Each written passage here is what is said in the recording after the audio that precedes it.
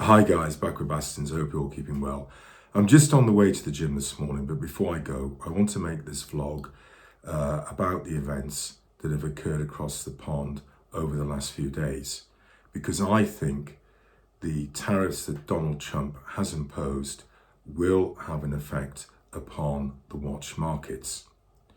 Many of you will be aware that Switzerland is facing the potential of a 31 or 32% tariff on their goods entering the United States. And that will dramatically increase the price of watches sold within the US. Now, I actually don't think it will affect the sales of entry-level watches that are up to, say, $1,000. But I do think from the mid-range watches that are priced at $10,000 and the high-end, say, watches that are priced at $50,000 or more, it will have a dramatic effect. I think the US consumers will go and buy second-hand. They'll go to the grey market. They won't buy new. And those that will want to buy new will go and shop abroad. And I think the country that they will come to is the United Kingdom. And why is that? Because we have been imposed a 10% tariff and not the 31 or 32% tariff that Switzerland has been imposed. Now, yes, I know prior to tariffs, if you bought a luxury watch in the UK and imported it back to the US, you would be subject to import duties, and it was all dependent upon the value of the good that was purchased. However, imagine if the UK was to get a trade deal and Switzerland wasn't. Then I think a lot of Americans would come over to the UK, tie it in with a holiday, and purchase luxury watches made in Switzerland and import them back into the US, and still by the time they've paid the import duties, they will probably be saving thousands upon thousands of dollars. But the other effect that's occurred over the last few days is the financial markets have taken a dramatic hit.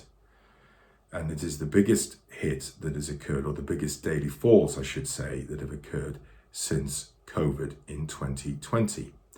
And one of the effects of COVID and the markets collapsing was that people transferred their monies into more tangible assets. And one of those assets that they transferred into was watches.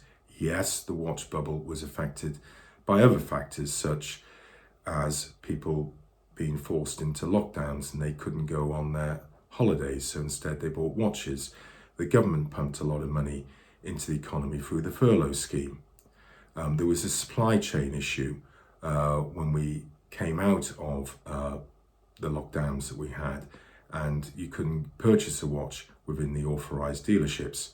But there was no doubt about it, one of the contributed factors was people transferring from paper assets into tangible assets, and one of those tangible assets was watches. And I think what's happened with the fall in the markets, people will say, do you know what?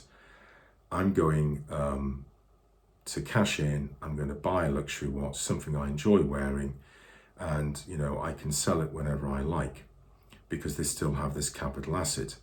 Now, I keep saying, and I'll say it again, watches are not an investment, but by all means treat them as a capital asset. And this is not investment advice I am giving. I want to make that straight with everybody. And I'm not looking into my crystal ball and saying this is what is going to happen.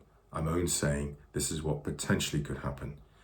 But I do believe that the tariffs, that if they were to go ahead, that the States has imposed, will definitely have an effect upon the luxury Swiss watch market and the markets that those manufacturers sell into.